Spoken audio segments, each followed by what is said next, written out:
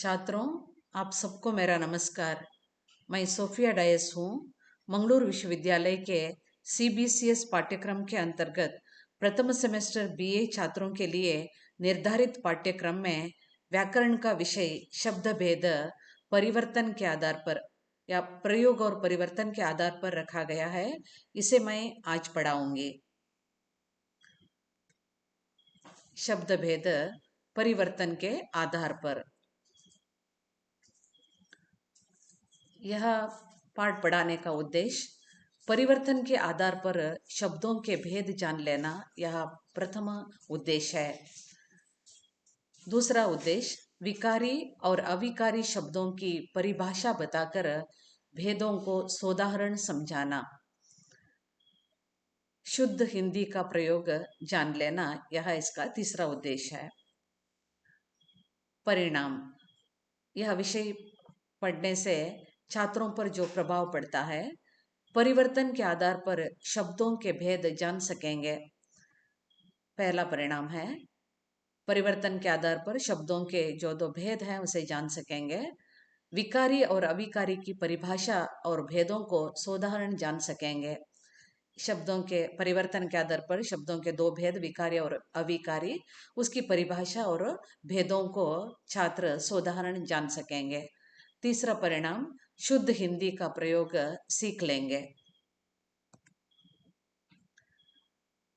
यहाँ पर शब्द भेद परिवर्तन के आधार पर, लेकिन शब्द भेद परिवर्तन के आधार पर जानने से पहले शब्द किसे कहते हैं इसे हम जान लेंगे।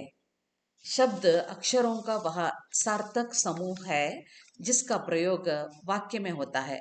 यह अक्षरों का एक सार्थक समूह है और इसका प्रयोग वाक्य में होता है। शब्द कई प्रकार के होते हैं और शब्द भेद के कई आधार हैं। उत्पत्ति के आधार पर, रचना के आधार पर, अर्थ के आधार पर और अंतिम है प्रयोग और परिवर्तन के आधार पर शब्द भेद। तो हमारे पाठ्यक्रम में यही विषय रखा गया है, प्रयोग और परिवर्तन के आधार पर शब्द भेद। मैं अभी बताना चाहती हूँ कि परिवर्तन के आधार पर शब्दों के दो भेद हैं, विकारी और अविकारी। परिवर्तन के आधार पर शब्दों के दो भेद। फर्स्ट वन विकारी है। जिन शब्दों में लिंग, वचन, काल और कारक के कारण विकार या परिवर्तन आता है उसे विकारी कहते हैं। विकार का शाब्दिक अर्थ है परिवर्तन। तो इसकी परिभाषा इस तरह है, जिन शब्दों में लिंग, वचन, काल और कारक के कारण विकार या परिवर्तन आता है उन्हें विकारी कहते हैं। उदाहरण के लिए लड़का, लड़का का रूप लिंग के अनुसार, वचन के अनुसार बदलता है और कारक के अनुसार, काल के अनुसार भी बदलता है। तो यहाँ पर लिंग के अनुसार हम देखें तो यह लड़का शब्द पुल्लिंग है, इसका स्त्रीलिंग रूप है लड़की। वचन के अनुसार लड़के, तो इसका रूप बदलता है, तो इसमें विकार आता है, परिवर्तन आता है, तो इसलिए इसे क्या कहते हैं, विकारी कहते हैं। और आप सब जानते हैं लड़का संज्ञा शब्द है, वह सर्वनाम शब्द है, वह वे होता है, अच्छा, अच्छी, अच्छे होता है, तो यह विशेषण शब्द है। और चलना क्रिया शब्द है। विकारी शब्दों के चार भेद हैं। पहला संज्ञा, दूसरा सर्वनाम, तीसरा विशेषण और चौथा क्रिया। तो विकारी के चार भेद हैं। अभी आप विकारी किसे कहते हैं यह जान गए हैं। विकार यानी परिवर्तन, जिन शब्दों में लिंग, वचन, काल और कारक के अनुसार परिवर्तन या विकार होता है उन्हें विकारी कहते हैं। तो विकारी ये चार शब्द हैं। पहले के चार संज्ञा, सर्वनाम, विशेषण और क्रिया।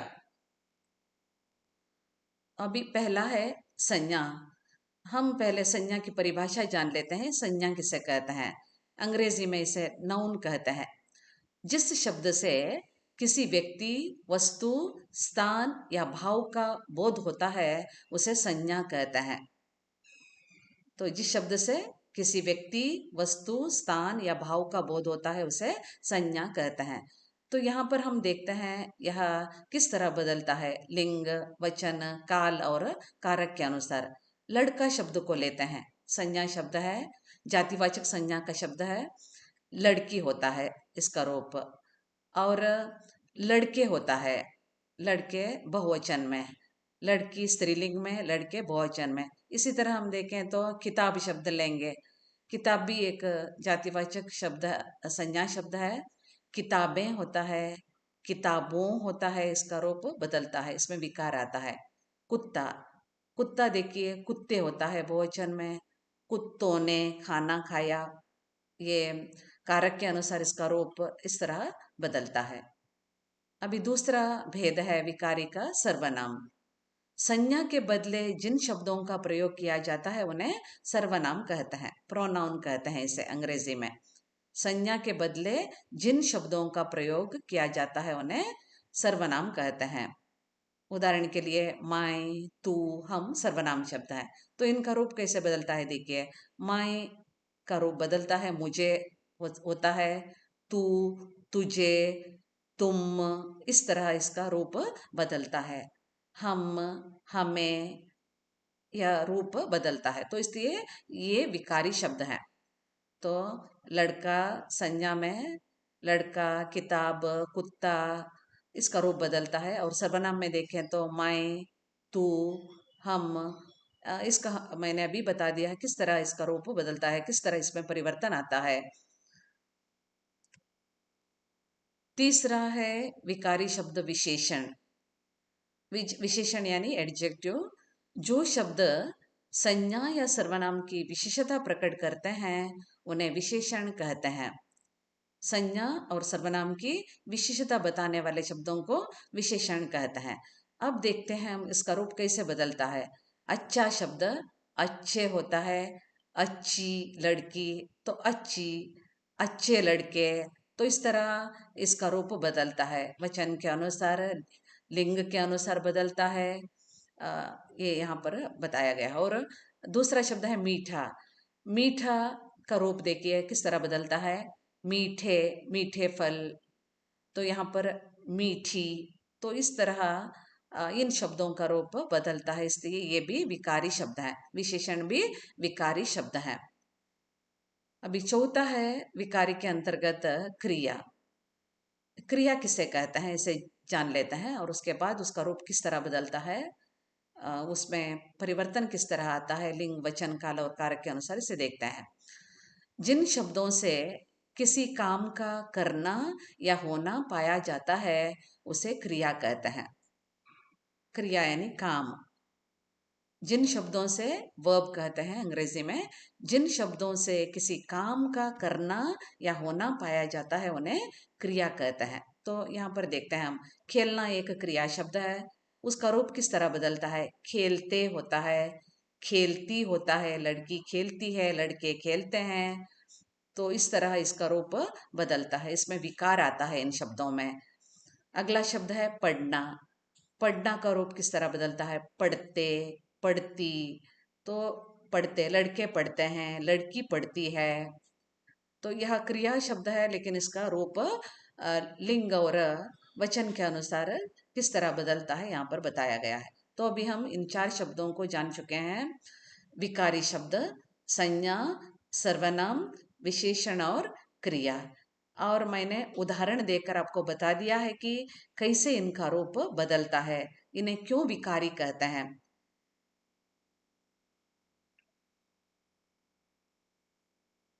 दूसरा भेद है परिवर्तन के आधार पर। शब्द के दो भेद हैं, इसमें दूसरा है अविकारी। नाम से ही पता चलता है, अविकार यानी इसमें परिवर्तन नहीं होता। विकार यानी परिवर्तन होना, और अविकारी यानी परिवर्तन न होना। जिन शब्दों में लिंग, वचन, काल और कारक के कारण विकार या परिवर्तन नहीं आता है उन्हें अविकारी कहते हैं। तो अविकारी किसे कहते हैं। जिन शब्दों में लिंग, वचन, काल और कारक के कारण विकार या परिवर्तन नहीं आता है उन्हें अविकारी कहते हैं। उदाहरण यहाँ पर है आज, बिना, और हाय, ये चार शब्द अविकारी के जो चार भेद हैं उसके अंतर्गत आता है। आज क्रिया विशेषण का उदाहरण, बिना संबंध बोधक का उदाहरण, और समुच्चय बोधक का उदाहरण, और हाय विस्मयादि बोधक का उदाहरण।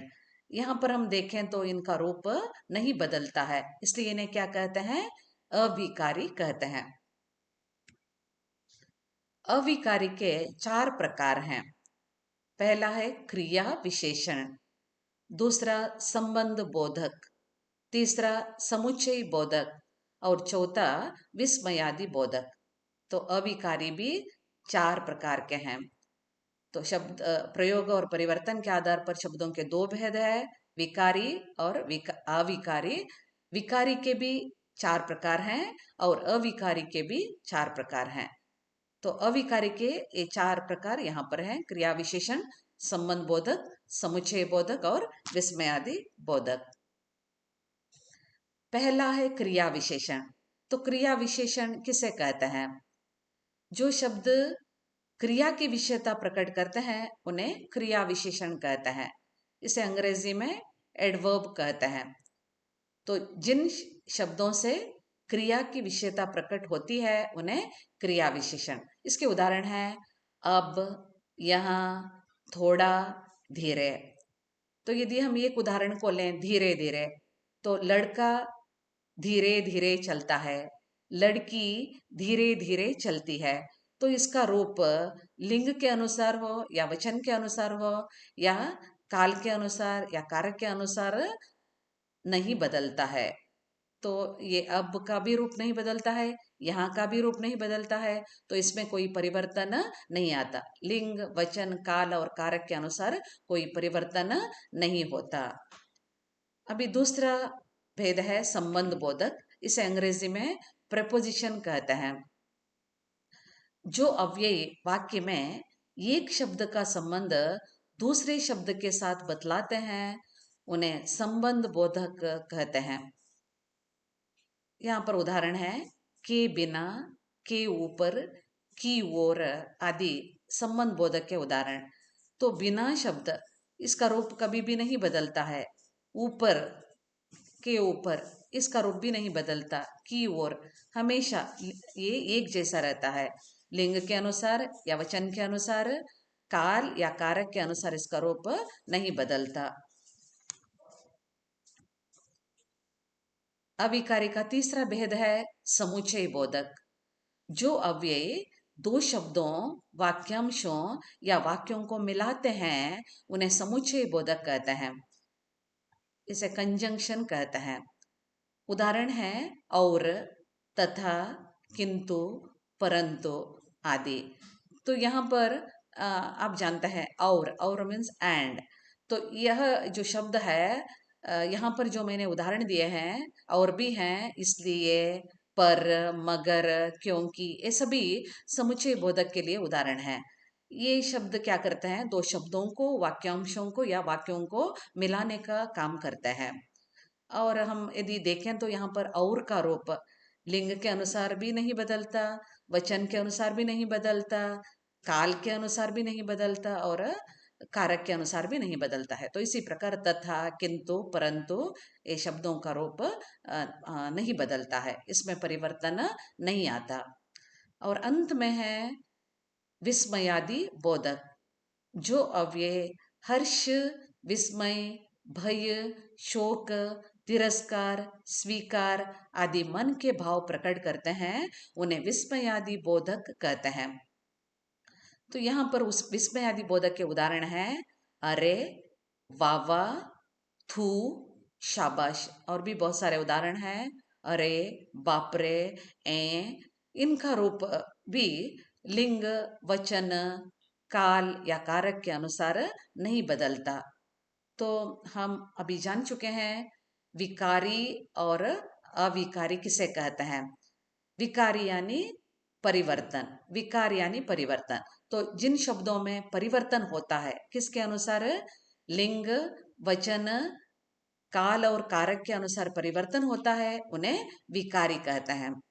और जिन शब्दों में परिवर्तन नहीं होता, लिंग वचन काल और कारक के अनुसार परिवर्तन नहीं होता, उन्हें अविकारी कहते हैं। तो विकारी के चार भेद हैं। कौन कौन से चार भेद? संज्ञा, सर्वनाम, विशेषण और क्रिया।